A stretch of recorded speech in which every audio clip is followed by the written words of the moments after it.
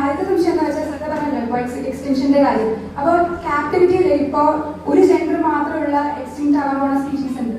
അതായത് ഫീമെയിൽ അല്ലെങ്കിൽ മെയിൽ ഒരു ജെൻഡർ ഉണ്ടാവുള്ളൂ. അപ്പൊ നമുക്കത് ഇനി റിക്കവർ ചെയ്യാൻ പറ്റുമോ? അതായത് ഓൾറെഡി ഇപ്പൊ ഒരു ജെൻഡറിൽ നമുക്ക് അറിയാലോ, അല്ലെങ്കിൽ ഇപ്പൊ പ്ലാന്റ്സ് ഒക്കെ ആണെങ്കിൽ നമുക്ക് പിന്നെ പ്രൊട്ടക്ട് ചെയ്യാം, അങ്ങനെ ചിലപ്പോൾ നമുക്ക് പിന്നെ നടാന്ന് പറയാം. പക്ഷെ ഇങ്ങനെ ഒരു സാഹചര്യത്തിൽ നമ്മൾ എന്ത് ചെയ്യും? ഇനി അടുത്ത ദിവസം എന്താ വെച്ചാൽ നമ്മളിപ്പോ എന്തൊക്കെ കേട്ടൊരു ദിവസം ഡയർ വുൾഫിനെ നമ്മൾ എക്സ്റ്റൻഷൻ തിരിച്ചു കൊണ്ടുവന്നു എന്നുള്ളൊരു ഡയർ വുൾഫിനെ നമ്മൾ പിന്നെയും ഉണ്ടാക്കിയെന്ന് പറയുന്നുണ്ട്. അപ്പൊ ഇതുപോലെ ഈ പല എക്സ്റ്റിങ്ക്റ്റ് ആയി പോയ സ്പീഷീസ് നമ്മൾ തിരിച്ചു കൊണ്ടുവരണം. അതായത് ഇപ്പോ മാമത്ത് പോലുള്ള ജീവികൾ തിരിച്ചു കൊണ്ടുവന്നാൽ നമ്മുടെ ഈ ഒരു ആവാസ വ്യവസ്ഥയിൽ ജീവിക്കാൻ പറ്റുമോ? ഈ അങ്ങനെ ചെയ്തിട്ട് കാര്യമുണ്ടോ?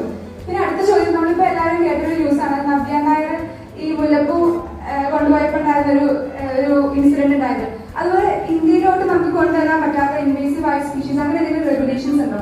പല കൺട്രീസിലും അവരുടെ ക്രോപ്സും അവരുടെ ബയോഡൈവേഴ്സിറ്റിയൊക്കെ പ്രൊട്ടക്ട് ചെയ്യാൻ വേണ്ടിയിട്ട് പല ഇൻവേസീവ് സ്പീഷീസിന്റെയും ഭയങ്കര റെഗുലേഷൻസ് ആണ്. ഫുഡിന് നമുക്ക് കൊണ്ടുപോകാൻ പറ്റില്ല.